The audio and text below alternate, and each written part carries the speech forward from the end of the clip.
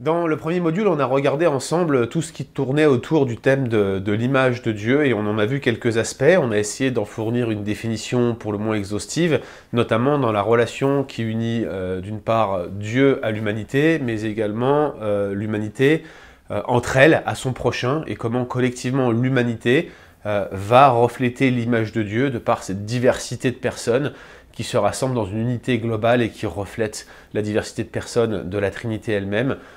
Et de quelle manière, en quelque sorte, l'image de Dieu se reflète dans l'homme et doit venir recouvrir l'ensemble des aspects de sa vie. On a également parlé de la responsabilité inhérente aux personnes créées à l'image de Dieu, responsabilité vis-à-vis de la nature elle-même, responsabilité vis-à-vis de Dieu, responsabilité vis-à-vis des autres humains créés à l'image de Dieu, notamment, on l'a vu, au travers de l'interdiction de répandre le sang, qui est rappelée après la sortie de l'arche, après le déluge.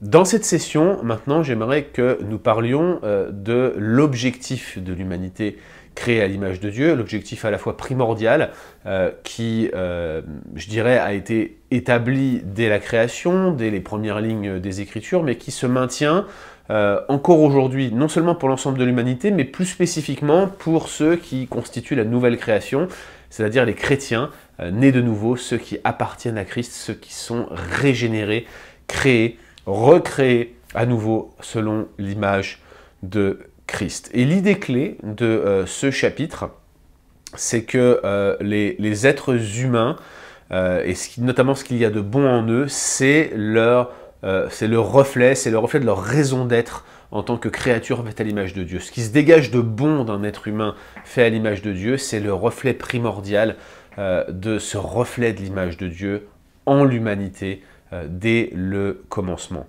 Ça implique un certain nombre de raisons d'être de l'humanité qui vont plus loin simplement que la situation actuelle que nous vivons, puisqu'ils vont englober aussi l'humanité créée selon Dieu dès le commencement, c'est-à-dire avant la chute. Première raison d'être que l'on pourrait mentionner pour l'humanité, c'est l'adoration. C'est probablement l'un des éléments qui revient systématiquement dans toutes les confessions de foi. Le catéchisme de Westminster dit quel est le but de l'homme. Le but de l'homme, c'est de glorifier Dieu et de prendre plaisir en lui pour toujours. Je paraphrase ici, mais c'est un petit peu ce que l'on entend par l'adoration. Adorer ce Dieu qui nous a établis dès le commencement comme image de sa personne. L'un des détails cruciaux du récit de la création, c'est que l'histoire de la création se reflète en 7 jours et pas en 6 jours. Le récit de la création va de ce qui est fondamental vers ce qui est le plus grand bien de l'humanité. Et dans le récit de la création, ce qui vient après est plus près du but de la création que ce qui est parvenu auparavant. Autrement dit, le 7e jour, c'est l'accomplissement en quelque sorte de la création. Alors, si la création était de 6 jours, eh bien, l'humanité, ce serait l'objectif, le but ultime de la création. Mais le but ultime de la création, c'est le 7e. C'est le repos. Le repos de sabbat est le but de la création. C'est en ce jour, finalement, de repos, que Dieu rentre en relation avec l'humanité créée à son image. Ça souligne une chose, c'est que ce 7e jour, qui est le jour du repos de Dieu, le jour où finalement tout tourne autour de Dieu, eh bien, ça souligne que cette création, elle est avant tout théocentrique et non pas anthropocentrique. La création, elle n'est pas pour l'homme. Nous ne sommes pas réellement le clou de la création, ou alors plutôt nous sommes le clou des créatures de Dieu, parce qu'on a été placé, comme on l'a lu dans le psaume 8 lors du module précédent, à la tête de cette création. Tout a été mis sous nos pieds en tant que gérant, en tant qu'image de Dieu, en tant que représentant de Dieu sur terre. Mais en réalité, le but ultime de la création, c'est la glorification de Dieu dans son repos au sein de cette création. La création est intrinsèquement théocentrique. Et cela souligne la distinction ici encore entre créature et créateur. L'idée, c'est que ce 7e jour est le moyen que Dieu a de faire rentrer l'ensemble de sa création et l'humanité créée à l'image de Dieu en particulier dans ce repos, un repos d'adoration. L'idée, c'est que l'humanité, ce 7e jour, connaisse Dieu en tant que Dieu et expérimente la plus grande joie qui existe dans l'accomplissement du but qui est le sien, de sa raison d'être, qui est d'adorer Dieu pendant ce jour de repos. D'emblée, le langage qui est utilisé à propos du fait de sanctifier le jour et de le mettre en parallèle avec la manière dont le sabbat va être décrit ensuite sous l'angle de la sainteté dans le Lévitique par exemple, l'auteur du livre de la Genèse en soulignant ces choses-là montre que le jour du sabbat, le jour de repos de Dieu, est en réalité un jour qui est donné pour que l'humanité le sanctifie d'une manière spéciale en adorant Dieu et en consacrant ce jour à son culte particulier. Ça ne veut pas dire que ce jour est au détriment des autres jours de la création et qu'il n'y a pas une raison essentielle de glorifier Dieu pour ses œuvres créatrices, mais d'emblée, ce jour ultime, ce 7e jour, est à part. C'est un jour à part, un jour créationnel qui est réservé pour Dieu, un jour qui nous rappelle que la création est avant tout de Dieu et pour Dieu, un jour qui rappelle la raison d'être des créatures faites à l'image de Dieu, l'homme et la femme, dont le but est d'adorer et de glorifier Dieu. Il y a pas mal d'autres textes qui viennent appuyer ce que je suis en train de dire ici. On pourrait mentionner dans l'Ancien Testament le texte d'Ésaïe 60, 21, lorsque le prophète se focalise sur l'eschaton et il dit « Il n'y aura plus que des justes parmi ton peuple », dit-il. « Ils posséderont à toujours le pays ou la terre. C'est le rejeton que j'ai planté, c'est l'œuvre de mes mains pour servir à ma gloire. » Notez la métaphore, on pourrait parler d'une métaphore architectonique ou artisanale, où Dieu se présente comme une sorte de potier qui a construit une œuvre d'argile, l'humanité, l'œuvre de mes mains, dit-il, et il l'a fait pour servir à sa propre gloire. C'est lui qui a planté ce rejeton, c'est lui qui a créé l'humanité, et le but de cette humanité créée selon Dieu, c'est de servir à la gloire de Dieu.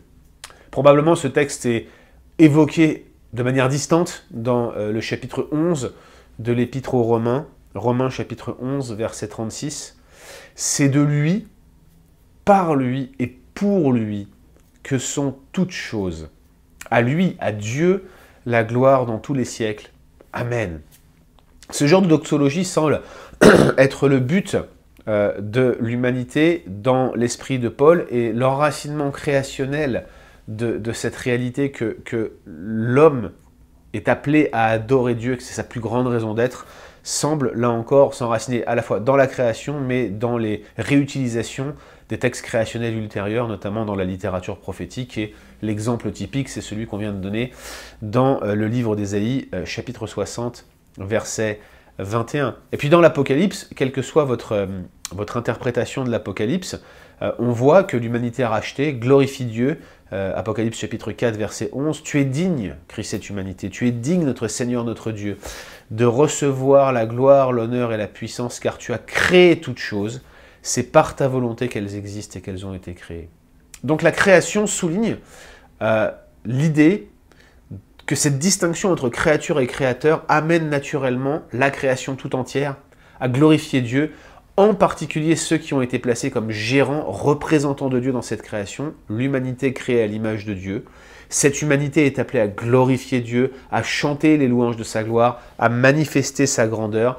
Et quoi de mieux que ce jour spécial que Dieu a mis à part pour que nous trouvions notre repos en lui. C'est un jour pour Dieu et non pas pour nous. C'est Dieu qui se repose et nous le glorifions nous-mêmes dans notre propre repos alors que nous le rejoignons dans son repos, nous rentrons dans son repos et nous le glorifions. C'est ça l'idée qui se trouve derrière ce 7e jour, c'est ça l'idée qui semble développée dans la littérature ultérieure, où la plus grande raison d'être de l'humanité, c'est l'adoration. L'adoration, c'est donc glorifier Dieu, mais je le disais aussi, c'est de prendre plaisir en lui pour toujours. Je paraphrasais le catéchisme de Westminster. Je pourrais vous citer là encore de nombreux textes. Psaume 144, verset 15 par exemple. Heureux le peuple pour qui il en est de la sorte, heureux le peuple dont l'Éternel est le Dieu. Cette joie, cette bénédiction, achérie en hébreu, dans les versions grecques c'est makarios, c'est-à-dire exactement le même terme que celui qui est utilisé dans les béatitudes de Jésus. Heureux, heureux, heureux. C'est cette joie profonde, cette joie qui ne dépend pas des circonstances, cette joie qui découle en réalité de la présence de Dieu dans une vie, cette joie qui est en fait la conséquence d'une relation absolue, ténue, indissoluble entre la créature et le Créateur, entre la créature faite à l'image de Dieu et son Créateur. Cette exultation, c'est la manifestation d'un cœur qui est rattaché à nouveau à Dieu, qui est heureux et joyeux d'être en connexion avec son Dieu, et ce, en dépit des circonstances les plus rudes. Vous retrouvez la même idée dans le prophète Ésaïe, là encore, c'est intéressant de citer Ésaïe parce que je pense que c'est un point d'étape assez important dans la réutilisation de matériel antérieur, typiquement de matériaux tirés de la Genèse. Ésaïe 12, verset 2, « Voici Dieu est ma délivrance, je serai plein de confiance et je ne craindrai rien, car l'Éternel est ma force, il est le sujet de mes louanges, c'est lui qui m'a sauvé. » Là encore, l'idée c'est bien de glorifier Dieu, mais c'est de se réjouir en lui, d'être dans la joie de son salut et d'être au bénéfice de tous ses bienfaits, de se souvenir de toute la grâce qu'il nous accorde en Christ. Donc cette idée-là, de glorifier Dieu comme raison d'être de l'humanité créée à l'image de Dieu et de jouir de Dieu, de prendre plaisir en Dieu, est bien présent dans les Écritures. Réjouissez-vous toujours dans le Seigneur. Je le répète, réjouissez-vous, dit l'apôtre Paul aux Philippiens. Ce n'est pas quelque chose qu'il sort de son chapeau, ce n'est pas quelque chose qu'il vient d'inventer. Ça s'enracine dans toute la théologie de l'Ancien Testament, depuis la Genèse jusqu'à la fin de Malachie. L'idée, là encore, c'est de montrer que l'homme à l'image de Dieu est appelé à l'adorer, est appelé à manifester sa gloire. Voilà la première raison d'être de l'humanité créée à l'image de Dieu. C'est ce qui reflète le bon dans l'homme, c'est ce qui reflète le bien et c'est le reste d'image de Dieu qu'il y a en lui. Personne ne peut jouir pleinement de la vie tant qu'il n'est pas dans une position d'adorateur envers Dieu. En dehors de la réconciliation que Christ opère, nous ne pouvons pas nous tourner vers lui, nous ne pouvons pas glorifier Dieu, et par conséquent, nous ne pouvons pas pleinement jouir de la vie. Si quelqu'un veut jouir de la vie et avoir des jours heureux, qu'il se tourne vers Christ. Je paraphrase encore ici plusieurs textes du Nouveau Testament, et je le fais volontairement pour rappeler que l'on ne peut vivre cette dimension d'adoration que dans la médiation accomplie par Christ, que dans la réconciliation avec Dieu que Christ nous a acquis à la croix. Là encore, comprenez bien le lien qu'il y a entre l'anthropologie et la christologie. Notre relation d'adoration et de réjouissance éternelle en Dieu n'est possible que parce que le Dieu homme s'est pleinement réjoui en Dieu sur la terre et a gardé ce lien ténu qui l'unissait à son Père jusqu'au bout pour notre bien.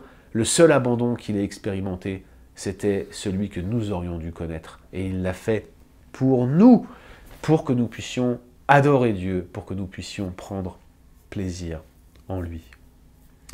Deuxième raison d'être de l'humanité, celle-ci est vaste, il s'agit du service. Oui, l'humanité a été créée pour être, je dirais, une forme d'adorateur de Dieu, mais elle n'a pas été créée pour être le sujet de l'adoration, ni même d'ailleurs un objet de domination, dans le sens le but de l'homme n'est pas de dominer pour dominer. Adam en lui-même n'était pas capable d'accomplir le dessein de Dieu. Il pouvait pas, il pouvait pas représenter Dieu sur la terre, il ne pouvait pas être fécond, il ne pouvait pas se multiplier de par sa propre force, de par lui-même. Tout d'abord, il dépendait des grâces spéciales de Dieu. Alors ici on rentre dans de la théologie scolastique presque, si on commence à essayer de distinguer ce qui dépendait de l'aptitude naturelle d'Adam à la création ou des dons spirituels qu'il aurait reçus en tant qu'homme créé à l'image de Dieu. Il y a beaucoup de discussions, notamment chez Thomas d'Aquin, mais aussi chez les spécialistes de la dogmatique ultérieure, pour distinguer ce qui dépendait des grâces spirituelles de Dieu et des aptitudes naturelles de l'Adam créé, et les deux viennent de Dieu, on s'entend. Mais au-delà même de cette distinction entre ce qui était naturel à Adam et ce qu'il avait besoin comme don spirituel ou comme équipement spirituel, bagage spirituel pour accomplir la mission de Dieu, il ne pouvait pas le faire seul. Et en créant Ève, Dieu, en quelque sorte, achève sa création. Il y a tout un thème en Genèse 1 et 2 qui, à mon avis, est même la clé de compréhension de comment les deux textes apparemment ambivalents entre Genèse 1.1, 2.4 et Genèse 2.4 jusqu'à 3.21, si ma mémoire est bonne, de voir comment ils fonctionnent ensemble, il y a tout un thème en fait de l'absence d'Ève, où on sent en fait finalement que il y a dans la création une espèce de vide en forme d'homme et de femme ensemble. Vous ne pouvez pas avoir l'un sans l'autre, et je crois que c'est un peu la logique de Paul dans 1 Corinthiens 11, lorsqu'il explique que l'homme n'est pas sans la femme et la femme n'est pas sans l'homme. L'un et l'autre sont dépendants.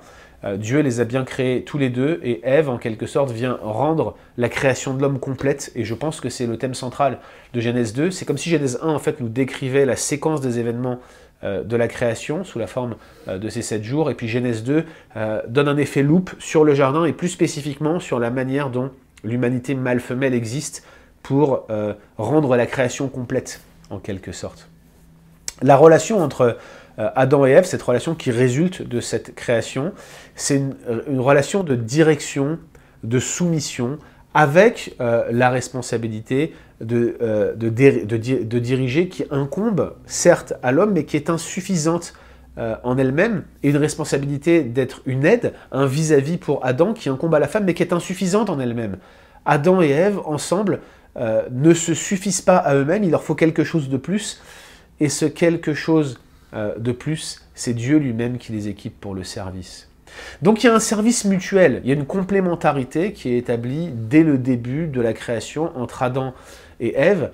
Ève est là comme une aide, un vis-à-vis à Adam, qui est en quelque sorte l'héritier de la responsabilité de direction que Dieu lui donne, et auquel il soumet l'ensemble de la création. Quand Adam chute, à cause de sa responsabilité de direction, il emmène avec lui l'ensemble de l'humanité, mais pas seulement, l'ensemble de la création avec lui dans la désobéissance, et la mort va affecter l'ensemble de la création à cause de cet acte. Mais ce que je veux souligner ici, c'est que cette complémentarité des services, que ce soit la responsabilité de direction de l'homme et le rôle d'aide et de vis-à-vis de la femme, non seulement ne peuvent s'accomplir que par l'œuvre de Dieu qui donne des grâces spéciales pour que cela fonctionne, mais cette complémentarité est aussi la base du fonctionnement harmonieux de cette création et de la possibilité que l'homme accomplisse sa première raison d'être, qui est de glorifier Dieu et de prendre plaisir en lui. Cette complémentarité est la base et le mode de fonctionnement de la joie profonde que l'homme et la femme peuvent expérimenter dans la relation avec Dieu, ce qui implique que cette raison d'être de service est directement connectée à la première raison d'être que nous avons vue, qui est celle d'adoration et de glorification de Dieu. Alors comment ça se passe du coup quand on regarde cette deuxième raison d'être, celle du service? Qu'est-ce que cela signifie lorsqu'on contemple ce que nous disent Genèse 1 et 2? Eh bien, tout d'abord, ça a des implications dans le mariage. C'est sur cette base que vous retrouvez plusieurs textes pauliniens qui nous montrent que les maris doivent servir leurs femmes, doivent les diriger avec amour et diriger leur foyer avec amour en prenant leur meilleur intérêt à cœur, certainement pas en les écrasant, certainement pas en dominant sur elles, certainement pas en imposant leur point de vue ou en imposant leur leadership de manière dure, ça ne serait pas du leadership, auquel cas c'est un leadership sacrificiel qui aime son épouse, qui en prend soin. C'est ça l'appel des maris, c'est le type de service qui est attendu du mari dans le mariage, et c'était ce qui était attendu d'Adam, d'avoir cette responsabilité de direction envers son épouse. On sait ce qui s'est passé, hein. Dès qu'il y a eu la première difficulté et que Adam et Ève ont chuté, qu'est-ce qu'a fait le mari? Eh bien, il a pointé son doigt vers sa femme et il l'a accusée, ce qui était exactement le contraire de ce que Dieu attendait de lui en tant que responsable de cette création dans laquelle il l'avait établie. Et les femmes, dans le mariage et dans le couple, doivent à leur tour aider leur mari à accomplir les desseins de Dieu afin qu'ils soient tous les deux collaborateurs, co-gérants, comme Adam et Ève, des responsabilités qu'ils leur ont confiées. C'est ce que l'on voit dans des textes comme Genèse 2, qu'on a discuté à plusieurs reprises dans ce module, mais aussi dans les réutilisations ultérieures où on présente ce qu'est une femme vertueuse. Très intéressant de relire Proverbe 31, versets 10 à 31, où vous voyez ce que l'Ancien Testament présente comme modèle de femme vertueuse. C'est une femme qui a des responsabilités, qui les exerce et qui le fait sous l'égide de son mari pendant qu'il siège à la porte avec les notables de la ville. Il n'a rien à s'enquérir pour le fonctionnement de sa maison parce que sa femme est là, elle est son aide, elle est son vis-à-vis, elle n'est pas oisive et elle le soutient en tout point. Voilà le genre de complémentarité. Ça donne une forme de leadership aux femmes. Ça serait erroné de croire que les théologiens, comme moi-même ou comme Pierre Sauvanne, qui défendent la complémentarité de l'homme et de la femme, affirmeraient un écrasement de la femme, une déresponsabilisation de la femme. C'est pas du tout notre position. C'est pas ce que nous défendons. L'homme et la femme sont appelés à servir ensemble dans la complémentarité pour pouvoir glorifier Dieu et prendre plaisir en lui. Ces deux raisons d'être sont intimement connectées. Ça, c'est la raison d'être du service dans le mariage. Mais la raison d'être du service existe aussi dans la société. Et en tant qu'humanité créée à l'image de Dieu et reconnectée à Dieu en Christ, eh bien, nous devons œuvrer pour le bien des autres, y compris pour celui de nos ennemis. Alors oui, ce verset, hein, rechercher le bien de la ville dans laquelle je vous ai envoyé, c'est ce qui est souvent pris hors contexte, dans Jérémie 29, 17, mais l'idée, elle est là, en fait, c'est que Dieu, en nous établissant quelque part, nous établit pour le bien de l'humanité. Quand on nous dit qu'on est le sel de la terre, c'est certainement pas pour assoiffer la terre, mais c'est pour lui donner du goût. C'est pour être une lumière du monde, en quelque sorte, pour témoigner ou refléter la lumière qu'est Christ en ce monde, en œuvrant pour le bien des autres. Être chrétien, c'est chercher le bien de l'ensemble de l'humanité, parce que Dieu est bon, parce qu'il fait pleuvoir sur les méchants comme sur les bons, et c'est ce que nous sommes appelés à refléter par notre attitude. C'est notre appel, en tout cas. Et c'était l'appel d'Adam et Ève dans le jardin, dans l'état primordial, avant la chute. L'idée, c'est que l'élévation, la grandeur, provient de cette notion, de son engagement, du fait de se dédier au service des autres. Et c'est l'esprit dans lequel Jésus dit que quiconque veut être grand parmi vous, qu'il soit votre serviteur. Quiconque veut être le premier parmi vous, qu'il soit l'esclave de tous. Je vous ai cité la version de Marc 10, versets 43 et 44. Donc, la deuxième raison d'être, c'est le service. Ça implique beaucoup de choses, cette dimension éthique, que ce soit dans le mariage ou en dehors du mariage, que ce soit en tant que chrétien, dans l'Église ou en dehors de l'Église. Je crois ici qu'il y a beaucoup d'informations qui devraient être mises en avant, et on pourrait passer beaucoup de temps à discuter des dysfonctionnements de l'Église, par exemple. Et elles sont nombreuses, ces dysfonctions. Elles nous montrent comment le péché vient distordre les relations. On pourrait aussi souligner les dysfonctions du mariage et la manière dont le mariage, qui devrait être ce qu'on vient de décrire, hein, en voyant le mari chercher le meilleur intérêt de leur femme et la femme être la meilleure aide pour son mari, on voit bien que ce n'est pas toujours ce qui se passe, et on sait que les mariages difficiles proviennent généralement du fait que cette complémentarité est mal comprise ou affectée par le péché, de telle sorte qu'on peut avoir tendance à faire le contraire de ce que Dieu nous appelle pourtant à faire pour notre bien, pour que nous soyons disposés à l'adoration, pour que nous soyons prêts à jouir de Dieu, à prendre plaisir en lui. La Bible est dit qu'en se comportant mal dans son couple, dans 1 Pierre notamment, que certaines choses peuvent faire obstacle à nos prières. Non pas que Dieu n'écoute pas nos prières, mais que nous mettions nous-mêmes un mur devant nous qui soit en quelque sorte un obstacle à notre joie en lui, à notre communion avec lui, à cause de cette relation de service qui est déficiente. Et donc je ne saurais insister suffisamment pour souligner la connexion qui existe entre la première raison d'être de l'humanité, l'adoration, et la deuxième raison d'être de l'humanité, le servir. Un dernier mot pour corroborer ce que je suis en train de vous dire par rapport au récit de la création. En quoi le service est implicite dans la création? Service de Dieu, service des autres. Eh bien, il est implicite dans le commandement qui est donné à Adam de garder le jardin.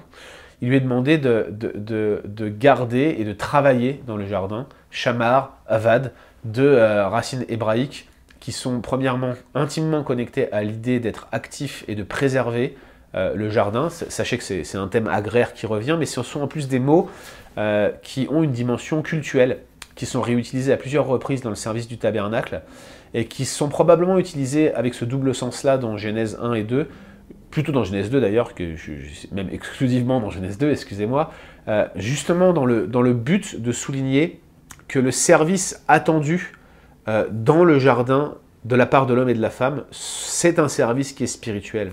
En gardant le jardin, en cultivant le jardin, en travaillant dans le jardin, on accomplissait un culte à Dieu. Ce qui fait que le culte que l'on rend à Dieu, il ne se limite pas simplement à vos réunions spécifiques liées à l'adoration en tant que tel, en tant que chant, en tant que louange, mais aussi dans notre travail, aussi dans notre service. Et cela souligne encore davantage cette connexion directe qui existe entre la logique d'adoration et celle de service, entre la raison d'être de l'humanité d'adorer et la deuxième raison d'être qui est celle de servir. Je suis convaincu que cette synthèse devrait occasionner beaucoup de questions de votre part et j'ai hâte de tenter, si possible, d'y répondre avec Pierre Sauvan, donc mercredi prochain. J'aimerais faire quelques commentaires supplémentaires sur l'éthique qui implique la relation que nous entretenons avec notre Créateur en tant qu'image de Dieu, mais aussi en tant qu'enfant de Dieu réconcilié par l'œuvre de Christ. Il y a dans la Bible beaucoup de questionnements éthiques sur comment servir le Dieu créateur et comment bien se comporter vis-à-vis de notre prochain. Il y a des cas qui sont mentionnés dans la loi et puis il y a des commandements qui sont intemporels et qui ne sauraient être, je dirais, passés sous silence. On ne peut pas éloigner la notion de service et même la notion d'adoration de la notion d'éthique. Si vous voulez adorer Dieu, si vous voulez servir Dieu, si vous voulez servir votre prochain, vous voulez le faire en vérité, vous voulez le faire en toute moralité, vous voulez faire des choses qui sont justes, qui sont bonnes, qui sont belles devant Dieu, pas de choses entachées de péché, pas de choses mauvaises, vous voudriez vous en éloigner de tout votre cœur, c'est ce que vous cherchez. L'éthique contemporaine en Occident, dans les pays de l'Ouest, généralement, cette éthique, elle est déontologique. Elle est orientée vers le devoir. Elle est définie par l'exercice de l'autorité. C'est comme ça qu'on voit aujourd'hui l'éthique. C'est-à-dire que c'est l'autorité qui décide qu'est-ce qui est bien de qu'est-ce qui est mal. Quand vous développez une éthique déontologique de ce type-là, cela suggère que Dieu aurait pu tout aussi facilement choisir d'autres commandements que ceux qu'il établit dans les Écritures. Il aurait pu par exemple décider que le meurtre, c'est bien. Les chrétiens rejettent ce genre d'appréciation éthique, c'est faux. Ils font remarquer que les normes morales de Dieu, la moralité divine et les commandements moraux de Dieu ne sont pas simplement quelque chose qui sort de la volonté de Dieu, ça ne sort pas de sa tête, c'est quelque chose qui est reflété dans sa nature. C'est parce que Dieu est la vie, et qu'il donne la vie, et qu'il est le créateur, que nous ne pouvons pas tuer et reprendre la vie faite par créée par notre Dieu, et prendre la vie de quelqu'un créé à l'image de Dieu. Ce que je suis en train de vous dire, c'est que la connexion entre les normes morales de Dieu et l'humanité créée, c'est cette image de Dieu, et c'est la nature de la réalité que Dieu a créée. Autrement dit, l'ensemble des commandements moraux de Dieu s'enracinent dans la personne de Dieu, dans la nature même de Dieu, et pas simplement dans quelque chose qu'il aurait voulu. D'ailleurs, on pourrait discuter d'une espèce de dichotomie qu'il y aurait en Dieu. Est-ce que c'est possible que ça existe entre sa nature et ce qu'il veut? C'est pas possible que Dieu soit d'une certaine manière de par sa nature et puis qu'il puisse vouloir quelque chose de complètement différent. Bien au contraire, la moralité de Dieu découle non seulement de ce qu'il est, mais aussi de ce qu'il veut, parce que ce qu'il veut et ce qu'il est sont une seule et même chose. Il veut ce qu'il est et il est ce qu'il veut. C'est notre Dieu, il est absolument un. Ce que je suis aussi en train de vous dire ici, c'est que cela rend la moralité objective. Ça la rend absolument non arbitraire, ça la rend transculturelle, intemporelle, bref, ça la rend absolue. Je conçois que ces concepts vous paraissent peut-être abstraits, mais je suis en train de parler ici d'absolus moraux qui vont être la règle éthique de celui qui veut servir et adorer Dieu. Qu'est-ce que j'entends par absolus moraux? Qu'est-ce qu'un commandement absolu? Et qu'est-ce qu'un absolu moral? Eh bien, un absolu moral, c'est quelque chose qui est valable dans toutes les époques, dans tous les lieux et en tout temps. Autrement dit, quand nous disons que Dieu dit « tu ne tueras point », c'est un principe éthique qui s'applique en tout temps, de toutes les époques, quelles que soient les circonstances et qui lie l'ensemble de l'humanité parce que c'est un absolu moral. C'est le reflet du caractère et de la nature de Dieu. C'est la manifestation que Dieu est la vie et par conséquent, nous sanctifierons la vie parce que la vie vient de Dieu. C'est cela qu'il donne à la création. Et nous voulons donc préserver la vie humaine créée à l'image de Dieu. C'est un absolu moral et ça s'applique à toutes les cultures, toutes les époques, toutes les personnes, toutes les créatures faites à l'image de Dieu en tout temps. Et il y a cette dimension où ces absolus moraux sont connus de l'ensemble de la création. Alors, quel est, en quelque sorte, le programme éthique de Dieu? C'est un sujet qui est éminemment débattu, mais à transmettre, nous défendons la thèse que les 10 commandements sont la synthèse de la moralité de Dieu. C'en est le résumé, en quelque sorte. Et ce résumé est, en quelque sorte, décrit sous la forme d'un index, d'une table des matières, que sont ces 10 commandements, qui sont ensuite développés dans la loi morale, et puis expliqués par Jésus pour contrebalancer la mauvaise interprétation des pharisiens dans Matthieu 5, dans le Sermon sur la montagne. On creusera davantage cette dimension-là dans le cours d'éthique de transmettre qui aura probablement lieu en 2022.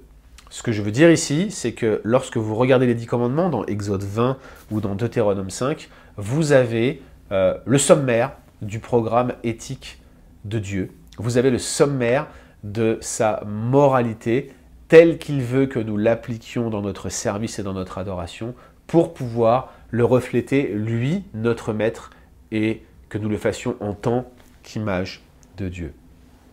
Alors, quels sont ces commandements? Il y en a 10. Vous devriez les connaître tous par cœur. Le premier, c'est « Tu n'auras point d'autre Dieu devant ma face ». Le deuxième, c'est le commandement de ne pas se faire d'idole. Le troisième, c'est de ne pas prendre le nom de l'Éternel en vain. Le quatrième, c'est le commandement du sabbat. À partir du cinquième, on est dans des relations plus personnelles avec la communauté. Honore ton père et ta mère. C'est le premier commandement assorti d'une promesse, nous dit Paul. Tu ne tueras point. On rentre dans les prescriptions négatives. Tu ne commettras point d'adultère. Négative dans le sens des prohibitions. Hein. Tu ne commettras point d'adultère. Tu ne déroberas point. Tu ne mentiras point. Et tu ne convoiteras point. Tous ces commandements-là sont des absolus, y compris le commandement du sabbat qui est si décrié. Souvenez-vous que c'est un commandement créationnel, donc l'idée c'est qu'on ait un temps à part pour Dieu. C'est le principe qu'il y a derrière maintenant. Comment on le vit, c'est pas l'objet de ce cours, mais ce que j'essaye de vous dire ici, c'est que le quatrième commandement a une dimension morale, et cette dimension morale, c'est celle de l'obligation d'adorer Dieu et de mettre à part du temps pour lui. C'est quelque chose qui nous incombe en tant que créature, pas simplement en tant que chrétien. Tous les êtres créés à l'image de Dieu devraient adorer Dieu. C'est ce à quoi ils sont appelés. Quelques commentaires sur ces 10 commandements, et encore une fois, ce n'est pas le cours d'éthique, je ne veux pas aller trop loin, mais je veux quand même souligner le besoin d'une éthique solide pour pouvoir comprendre le but et la raison d'être de l'homme créé à l'image de Dieu sur la terre. Déjà, il y a ici 2 catégories de commandements. L'erreur classique, c'est de dire, il y avait 2 tables de la loi, sur la table numéro 1, il y avait les 4 premiers commandements qui se focalisent sur Dieu et qui soulignent la distinction entre la créature et le Créateur. Donc c'est pas d'autre Dieu devant ma face, pas d'idole, ne pas prendre le nom de l'Éternel en vain et se souvenir du jour du repos. On pourrait défendre la thèse que ces 4 commandements se connectent exclusivement à Dieu. Oui, ça pourrait se défendre, ok, éventuellement ça pourrait se défendre. Maintenant, pourquoi est-ce qu'on les restreint sur une table ? Ça, c'est une autre question. Et sur la deuxième table, on aurait alors tous les commandements qui viseraient plus les relations interpersonnelles et la communauté. Honorer ses parents, ne pas tuer, ne pas commettre d'adultère, ne pas dérober, ne pas mentir, ne pas convoiter. Ça correspondrait bien à ces 2 dimensions. Adorer Dieu d'une part, donc quelque chose qui soit vertical, et puis servir son prochain d'autre part dans la présence de Dieu, ce qui serait plus horizontal ici. Et donc ça donnerait ces 2 dimensions qu'on a décrites, raison d'être de l'adoration et raison d'être du service. Mais je ne crois pas que ça soit le cas. Je ne crois pas qu'on puisse diviser sur 2 tables comme ça ces commandements. Je crois que la distinction entre les commandements orientés vers Dieu et ceux orientés vers le prochain, cette distinction, elle est valable, non seulement d'un point de vue analytique, mais aussi également dans le fait que ces commandements divergent les uns des autres. Oui, les 4 premiers se focalisent sur Dieu, oui, les 6 suivants sont des commandements communautaires. Mais les 2 tables de la loi, en fait, c'est 2 copies des commandements, c'est Meredith Klein qui souligne cela. Le plus probable, c'était que, comme les codes d'alliance du Proche-Orient ancien, au moment où la loi est donnée à Moïse, étaient faits de cette sorte-là, c'est-à-dire qu'il y avait 2 copies, une pour le vassal, une pour le suzerain, il est très probable que c'est ça que sont les 2 copies de la loi qui sont données à Moïse, autrement dit qu'on a les 10 commandements gravés x2 pour témoigner que c'est une alliance bilatérale qui est prise entre le peuple d'Israël, représenté par Moïse, et Dieu lui-même lors de l'alliance du Sinaï en Exode 20. Donc, ok, les tables de la loi, les 2 tables, c'est probablement 2 copies des 10 commandements, mais quand même cette distinction entre les commandements qui se dirigent verticalement vers le haut, le fait de glorifier et d'adorer Dieu, d'aimer Dieu tout simplement, et puis ceux qui sont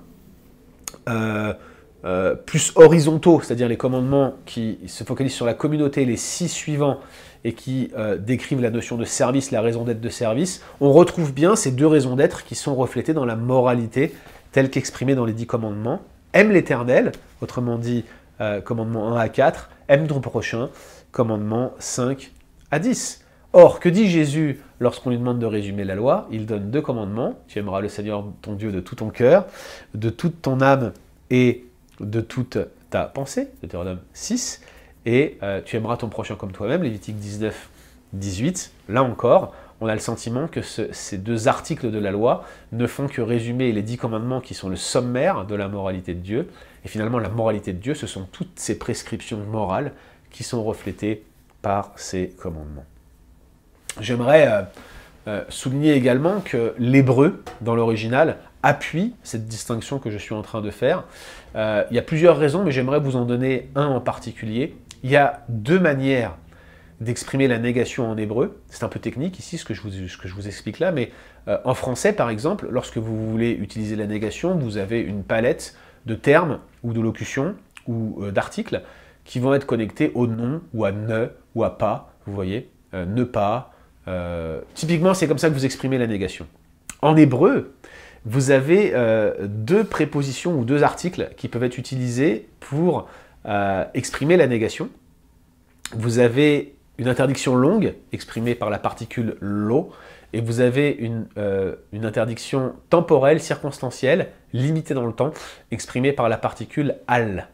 Or, tous les 10 commandements sont exprimés avec lo, en tout cas toutes les prohibitions des 10 commandements, c'est-à-dire les commandements 1, 2, 3, 6, 7, 8, 9, 10, ils sont tous exprimés avec lo, tandis que quand vous tombez sur des règles casuistiques, c'est-à-dire des règles liées à des cas précis, si, ça commence souvent par si ton âne, si ton bœuf, si un homme a, vous voyez, ça c'est des commandements casuistiques, et bien c'est toujours les interdictions exprimées avec al, à savoir une prohibition limitée dans le temps. On est sur une forme de loi civile qui réglemente la vie sociale. Nous ne sommes pas dans des absolus moraux tels que je les décrivais tout à l'heure.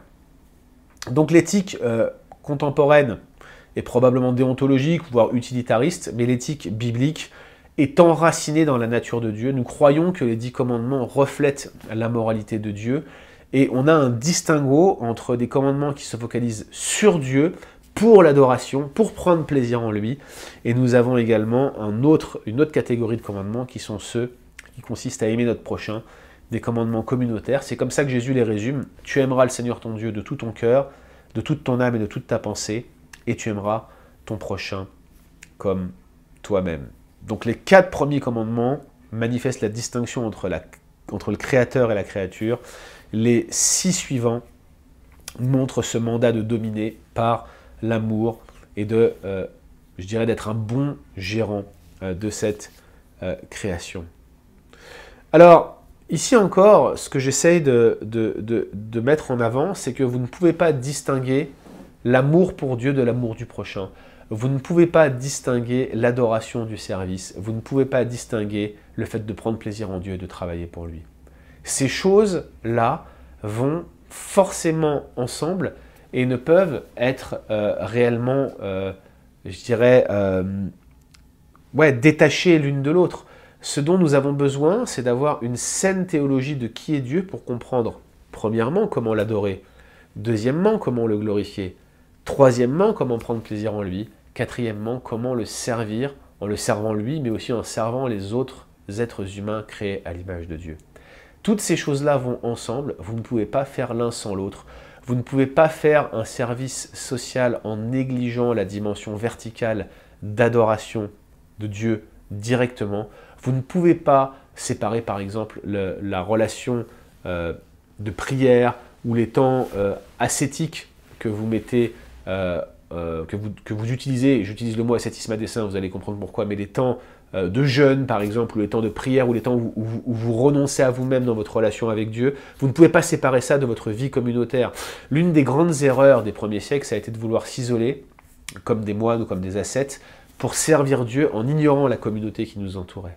Mais si ce qu'on dit ici est juste, que le service du prochain de la communauté, tout comme le service de Dieu, sont intimement connectés à la logique d'adoration, que notre travail quotidien, nos tâches quotidiennes, que Dieu dans sa souveraineté nous a données, correspondent aussi aux vecteurs, aux moyens que Dieu nous donne pour que nous puissions le glorifier et prendre plaisir en lui, alors vous comprenez que ni le service, ni la notion de gloire et de glorification de Dieu ne peuvent être séparés l'un de l'autre. Ce dont nous avons besoin, c'est de comprendre comment l'image de Dieu nous engage tout entier dans notre être à le servir.